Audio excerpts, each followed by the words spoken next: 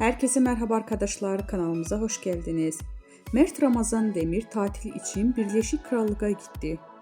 Yalı Çapkın dizisinin Ferit karakterini tanınan Mert Ramazan Demir, askerlik hizmetini tamamladıktan sonra Birleşik Krallık'ta tatile gitti. Demir tatilden yeni paylaşımlarını Instagram hayranlarıyla paylaştı. Ekranların en sevilen dizilerinden biri olan Yalı Çapkın dizisinde Ferit karakterini büyük bir hayran kitlesi kazanan Mert Ramazan Demir, geçtiğimiz aylarda vatan görevini yerine getirmek için Hatay İskenderun'a gitmişti.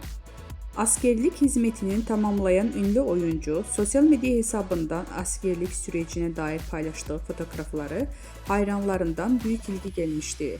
Yemin töreninde paylaşılan karelerde oldukça dikkat çekmişti. Vatan görevini bitirdikten sonra tatile giden Birleşik Krallık'a gitmeye karar alan Demir, tatilden yeni fotoğraflarını Instagram hesabından paylaştı. Küçük Haziran notuyla yaptığı paylaşımı takipçileri tarafından büyük beğeni topladı. Demir'in tatil anları sosyal medyada kısa sürede ilgi gördü.